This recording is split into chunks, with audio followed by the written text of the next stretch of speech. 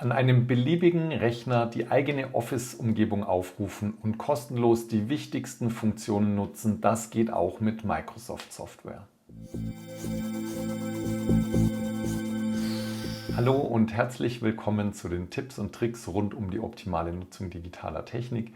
Mein Name ist Arno Burger und heute zeige ich euch, wie ihr euch Microsoft Office bzw. Microsoft 365 im Web kostenlos einrichtet. Dazu gebe ich euch erstmal einen Überblick, was es so an Voraussetzungen bzw. Vorbereitungen gibt, was euch da erwartet und was ihr dafür bekommt. Und dann schauen wir uns die konkrete Einrichtung an und ich gebe euch noch ein paar Tipps zum Umgang mit OneDrive und der Office-App. Zu den einzelnen Programmen wie Word, Excel, PowerPoint werde ich nichts sagen, aber wenn ihr da Fragen dazu habt, dann schreibt mir die gerne unten in die Kommentare, dann mache ich vielleicht mal wieder ein Video draus. Wenn ihr mit Microsoft Software im Web arbeiten wollt, dann braucht ihr dafür einen Internetzugang und einen Browser. Da gibt es die Möglichkeit Edge und Chrome bzw. Firefox unter Windows und Safari unter macOS einzusetzen. Es gibt noch ein paar mehr. Ich habe euch da in der Beschreibung auch einen Link angegeben zu den Browsern, auch unter iOS und unter Android. Dann müsst ihr in diesem Registrierungsprozess eine E-Mail-Adresse angeben oder eine neue anlegen oder auch eure Telefonnummer verwenden. Ich mache das hier mit der E-Mail-Adresse, deshalb erkläre ich das genauer. Wenn ihr während der Registrierung eine E-Mail-Adresse anlegt, dann stehen euch Adressen outlook.de, outlook.com und hotmail.com zur Verfügung. Wenn ihr eine beliebige E-Mail-Adresse verwenden wollt, dann muss die vorher existieren und ihr müsst Zugang zu dieser E-Mail-Adresse haben, weil da eine E-Mail hingeschickt wird und ihr bestätigt dann Dinge, deshalb müsst ihr also da einen Zugang haben. Und dann braucht ihr ein einmaliges Kennwort, das mindestens 8 Zeichen hat, das Groß-, Kleinbuchstaben, Zahl, Symbol von diesen 4 Elementen mindestens 2 hat und der Text vor dem Ad darf nicht vorkommen. Also wenn ihr zum Beispiel in der E-Mail-Adresse, ich nehme mal mich, als Vornamen Arno drin stehen habt, also arno@outlook.de, dann darf der Begriff Arno nicht im Passwort vorkommen. Also wäre zum Beispiel so ein Passwort möglich. Und wenn ihr so ein Passwort nehmt, dann braucht ihr natürlich einen Passwortmanager. Da werde ich in absehbarer Zeit mal einen vorstellen, weil auswendig merken kann man sich das dann doch nicht mehr. Angaben und Zustimmungen, die ihr braucht, das ist zum einen mal, ihr müsst euer Geburtsdatum angeben, ihr müsst das Land angeben, das hat was mit Datenschutzbestimmungen zu tun beim Land. Und bei bestimmten Anwendungen wie Skype oder Teams müsst ihr auch mehr Daten noch angeben, zum Beispiel noch die Telefonnummer oder auch Vor- und Nachname. Wobei, wenn ich jetzt eine neue E-Mail-Adresse anlege, muss ich auch da meinen Vor- und Nachnamen schon mit angeben. Außerdem müsst ihr dem Servicevertrag von Microsoft zustimmen und der Datenschutzerklärung von Microsoft. Die habe ich euch auch unten in der Beschreibung verlinkt, wenn ihr euch die vorher schon mal in Ruhe anschauen wollt. Und was ihr dafür bekommt, sind tatsächlich reine Online-Apps, und zwar Word, Excel, PowerPoint, OneNote, Outlook und noch einiges mehr. Und dazu 5 GB Speicher in OneDrive. Das ist eine Datenbank für Dokumente, die erkläre ich auch nachher genauer. Und ihr könnt hier nur online arbeiten. Also es gibt keine Möglichkeit, die Dateien offline mit diesen Programmen zu bearbeiten. Und es gibt auch keine Möglichkeit, sie von eurem lokalen Speicher zu bearbeiten. Ihr müsst sie dann immer herunterladen und wieder hochladen. Aber wenn ihr sie komplett in der Cloud lasst, dann ist es wunderbar einfach zu bedienen. Und ihr bekommt Werbung. Und zwar vor allem in Outlook von allen möglichen Anbietern, aber auch sonst von Microsoft, dass ihr immer wieder aufgefordert werdet, ob ihr nicht doch die Bezahlversion verwenden wollt. So, aber dann nun schauen wir uns mal an, wie ihr euch dort kostenlos registrieren könnt. Und zwar habe ich hier eine Adresse eingegeben, das ist office.com und dort kann man sich anmelden, wenn man schon registriert ist. Und wenn man noch nicht registriert ist, dann seht ihr hier, registrieren Sie sich für die kostenlose Version von Office und da klicke ich jetzt drauf. Und dann werde ich erstmal nach einem Konto gefragt und kann jetzt eine E-Mail-Adresse, die ich schon habe, eingeben oder eine neue Adresse anfordern. Ich mache das mal mit einer neuen Adresse und kann jetzt hier auswählen, outlook.de, com, Hotmail. Das habt ihr vorhin schon gesehen. Ich nehme mal outlook.de und gebe mal meinen Nachnamen ein und dann sage ich weiter. Und jetzt ist es so, dass hier meine E-Mail-Adresse so nicht geht, weil die wohl schon jemand anders hat. Und jetzt kann ich ausprobieren, zum Beispiel mit meinem Vornamen mit Punkt, mit meinem Vornamen dahinter mit Punkt und so weiter. Und wenn ihr Glück habt, so wie ich, dann gibt es diese E-Mail-Adresse noch nicht und ihr könnt die dann auch verwenden. Und dann gebe ich hier noch das Passwort ein und bestätige mit weiter. Jetzt gebe ich das Land ein und mein Geburtsdatum.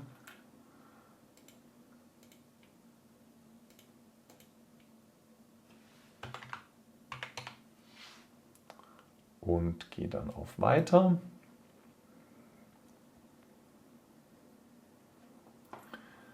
Das Passwort speichere ich hier im Browser nicht. Und jetzt muss ich noch nachweisen, dass ich kein Roboter bin. Und dazu klicke ich auf Weiter und drehe jetzt diesen Stuhl so weit, bis er passt. Und dann klicke ich auf Fertig.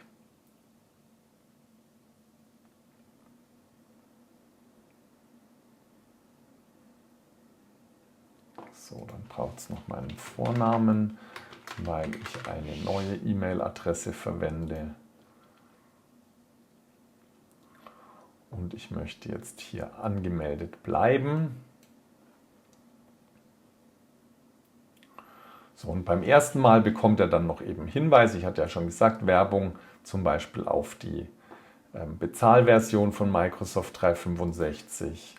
Und dann werde ich hier noch ein bisschen mit Informationen versorgt. Die könnt ihr euch dann in Ruhe durchlesen. So, ihr habt immer mal wieder diese Tipps, die werde ich jetzt eher schneller wegklicken. Und ihr seht jetzt, ihr habt hier auf der linken Seite die verschiedenen Programme. Ich nehme mal das Symbol ganz hier unten links, alle Apps, dann bekomme ich einen Überblick. Ich erkläre die jetzt nicht im Detail, was das ist, könnt ihr euch hier immer anschauen, indem ihr drauf geht und mal lest, was da so steht. Viele der Programme kennt ihr sicher auch schon, aber ich möchte euch zeigen, wie ihr jetzt mit Dateien umgeht. Und zwar nehme ich als Beispiel mal Word und habe jetzt die Möglichkeit, hier in Word ein neues Word-Dokument anzulegen. Und wenn ich das tue, dann wird Word im Web aufgerufen, eine Datei wird angelegt und die Datei wird sofort gespeichert. Dadurch, dass die Dateiablage hier in der Cloud abläuft, werden Dateien immer automatisch im Hintergrund gespeichert. Ihr seht es auch hier oben, da steht Word. Ich bin jetzt also im Word im Web und dann habe ich hier die Datei, die heißt jetzt tatsächlich Dokument und sie ist auf OneDrive gespeichert. Ich klicke da mal drauf und hier kann ich jetzt den Dateinamen angeben. Also zum Beispiel nenne ich diese Datei mal Beispiel. Und ihr seht, sie ist in OneDrive gespeichert und dann klicke ich einfach in meinen Text und damit wird die Datei unter diesem Namen in OneDrive gespeichert und ich kann meinen Text eingeben. Und ihr seht, hier steht gleich wieder wird gespeichert und dann steht da ist gespeichert und das heißt, es läuft hier ständig im Hintergrund. Und ich möchte jetzt mal in OneDrive wechseln und mir das dort anschauen. Dazu klicke ich auf diese 9 Punkte und wähle hier OneDrive aus. Und ihr seht, jetzt ist Word weg. Ich bin jetzt in OneDrive. Ich überspringe das hier gerade mal. So, mein Word ist weg. Das Register hier oben ist verschwunden. Word, die Datei ist ja gespeichert und ihr seht, die Datei ist hier angelegt und gerade eben gespeichert. Ich persönlich mag den Überblick immer lieber als Liste, deshalb zeige ich mir das mal so an. Und ich habe jetzt hier also die Word-Datei. Und wenn ich die hier anklicke, dann geht sie auf, wird geladen und wird in Word geladen. Und in diesem Fall ist OneDrive hier als Register offen geblieben. Das finde ich nicht so ganz perfekt gelöst, weil mal wird das, was ich anklicke, in einem neuen Register geöffnet, mal wird es nicht in einem neuen Register geöffnet. Und das ist manchmal ein bisschen irritierend. Aber ihr könnt jetzt sehen, wenn ich also hier die Datei jetzt zum Beispiel umbenenne,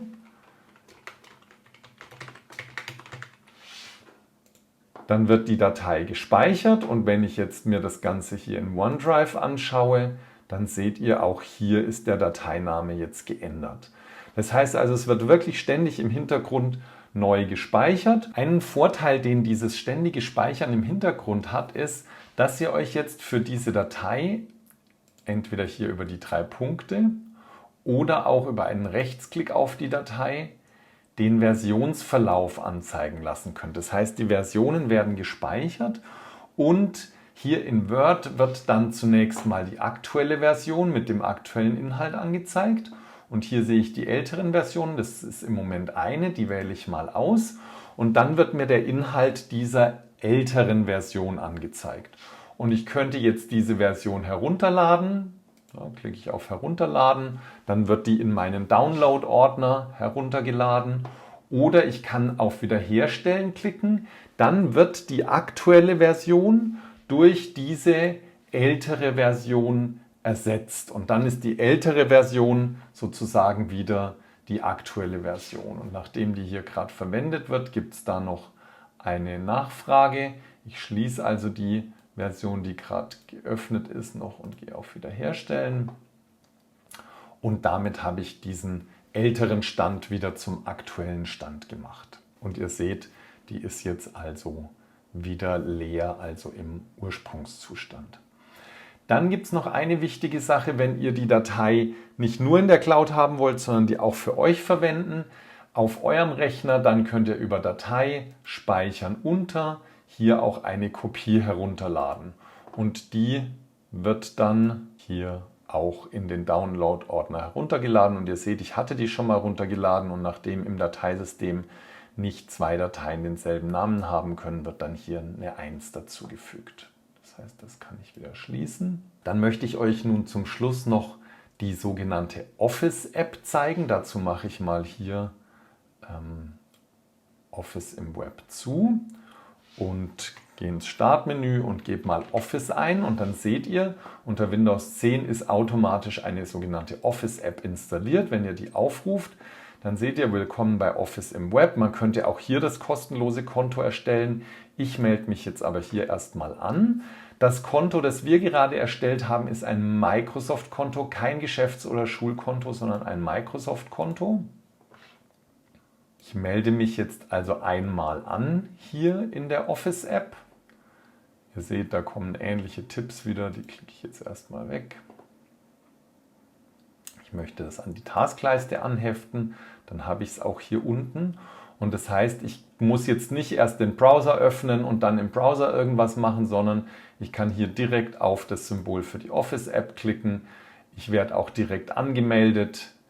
Ich habe dann meine Programme, die Darstellung ist sehr ähnlich wie wenn ich im Browser arbeite und ihr seht, ich habe also auch hier meine Datei in OneDrive und kann die hier auch entsprechend weiter bearbeiten und öffnen. Was nicht geht, ist in Desktop-App öffnen, weil ich die Desktop-App ja gar nicht habe. Ich habe ja die kostenlose Variante und die beinhaltet nur die Online-Apps. Wenn dir das Video weitergeholfen hat, dann hinterlass mir doch gerne einen Daumen hoch und schreib all deine Fragen unten in die Kommentare. Ich freue mich darauf. Vielen Dank fürs Zuschauen, viel Spaß beim Anwenden und bis zum nächsten Video. Ciao, euer Arno.